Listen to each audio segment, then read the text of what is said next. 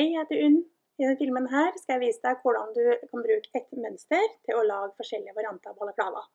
Jeg skal sy en med ribb rundt fjesåpningen og en uten, og så skal jeg vise hvordan du enkelt kan variere ørene ved å gjøre små endringer. Her har jeg alle delene jeg trenger. Det ene er da ytterstoffet, det er en slags krøllete ull. Det er litt stretchy. Det andre her, det er fôret, det er også ullfrotté.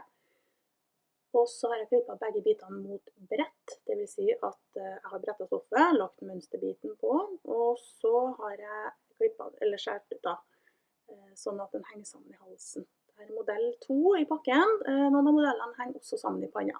Denne henger altså bare sammen i halsen. På denne modellen så skal jeg ha ribb rundt ansiktsåpningen. Det har jeg klippet ut her.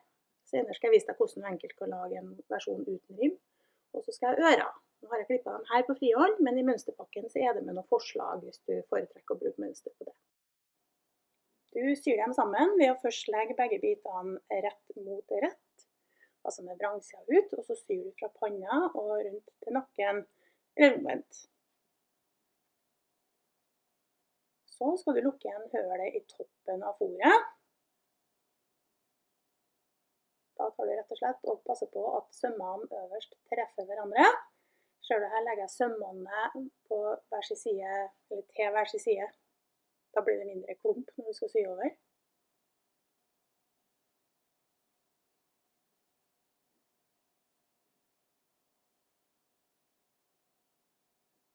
Og når du syr på tvers her nå, så kan du passe på at du buer sømmene litt i siden, for da blir det ikke så skarpe kanter på utsiden av lua.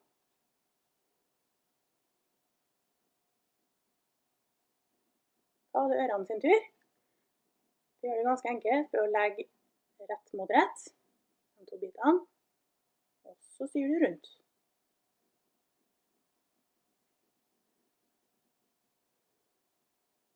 Hvis du har lyst til å se hvordan det ser ut, eller få et inntrykk av hvordan det ser ut før du syr dem fast, så kan du snu lua nå med rettsida ut. Så kan du prøve å klipse ørene på forskjellig vis. Du kan sy dem på bare uten å brette dem også. Så kan du gi dem en brett eller to brett. På denne så bretter jeg inn begge sidene. På den neste lua så tror jeg bare bretter inn den ene siden.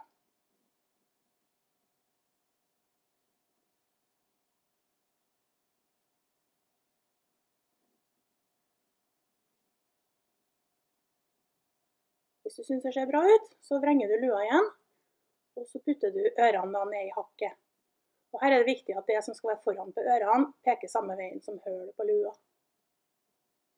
Hvis du har lyst til å ha ørene lenger ned på siden, så kan du forlenge det der hakket øverst, men da må du også passe på at, eller da må du være obs på at lua blir litt smalere, for da bruker du litt av bredden til å sy, sant?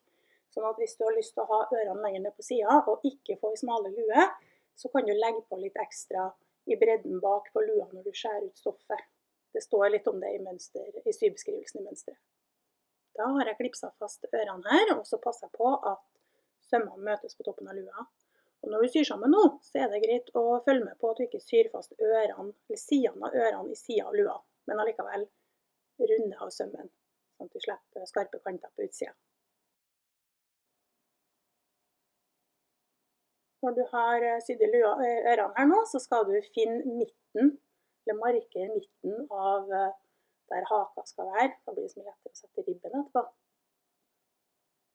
Så ser du at jeg har ytterstoffet med vrangsida ut, og så har jeg fôret med rettsida ut. Nå har jeg en søm i panna her som viser meg hvordan de skal treffe på toppen. Putter du fôret inn i lua, og da skal rettsidene være mot hverandre. De klipsene du satt på i sted viser da hvor lagene skal treffes. Så tar du ribben, og den styrer du sammen først i kortenden, og så bretter du en dobbel med rettsida ut, sånn som jeg gjør nå. Og så pleier jeg å dele den i 4, da, eller marker midten, midt imot sømmen, og så midt mellom de to klippene der. Når jeg skal sy den på, så pleier jeg å putte den siden med søm under der haka er. Det bestemmer du selv hvor du vil ha den.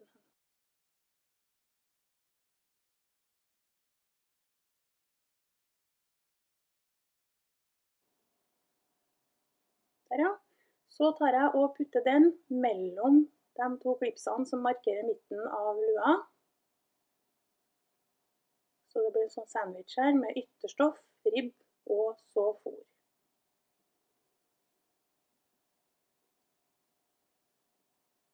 Gjør det samme på toppen. Og hvis du syr en av de luemodellene som ikke har søm i panna, så tar du rett og slett og markerer midten av panna også før du putter delene inn i hverandre.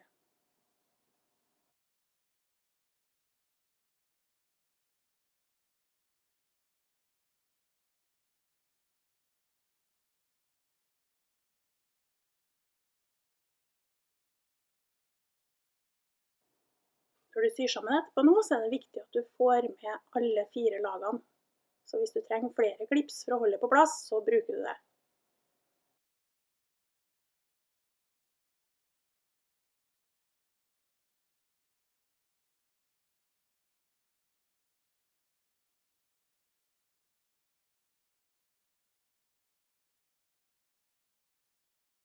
Der er den klar. Da er det bare å sy rundt. Når du har gjort det, nå kan det være et bra tidspunkt å sjekke da, om du har fått med ytterstoffet og fôret på alle sider. Så det er bare å vrenge.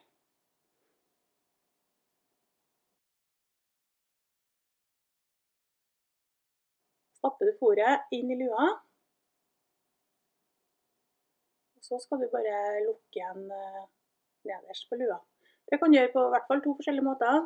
Den ene måten, hvis du syr på vanlig symaskin, så er nok det finest at du bretter inn fôret og ytterstoffet sånn som jeg viser nå, hele veien rundt, og så syr du fra utsida, eller fra rettsida av ytterstoffet. Jeg har overlockmaskin, så jeg bruker å gjøre det litt enklere for meg selv. Så jeg bare klipser sammen hele veien rundt nå, og så syr jeg en overlocksøm rundt hele.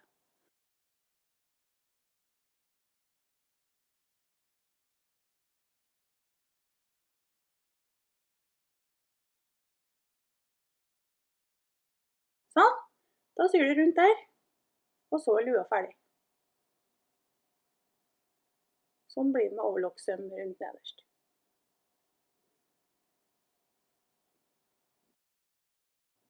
For å sy lue uten ribb rundt ansiktet, så klipper du hølet litt mindre enn det mønsteret viser.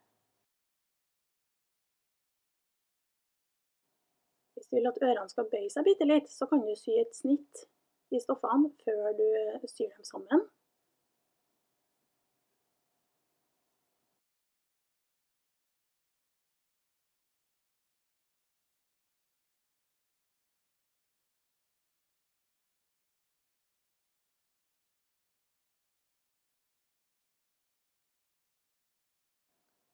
Her ser du at jeg bretter dem bare en gang.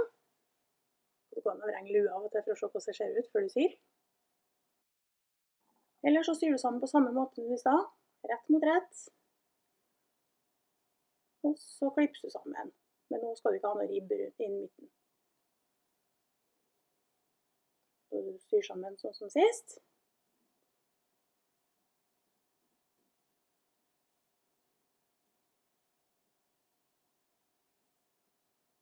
Stappe fôret inni, og så er det bare å sy rundt nederst. Der er den også ferdig. Som du ser så skal det ikke så mye til for å variere hvordan lua ser ut. Hvis du fikk lyst til å sy balaklava nå, så kan du jo ta en titt på mønsterpakken Urk Balaklava Bonanza. Du finner linker til hvor du finner pakken hen i beskrivelsen av denne filmen. I pakken så er det 4 luemodeller, og så er det litt forslag til ører og horn og forskjellige ting du kan ha utapå. Takk for at du så på. Hvis du har lyst til å se flere filmer som jeg har laget om sying, så kan du se på kanalen min. Ha det bra!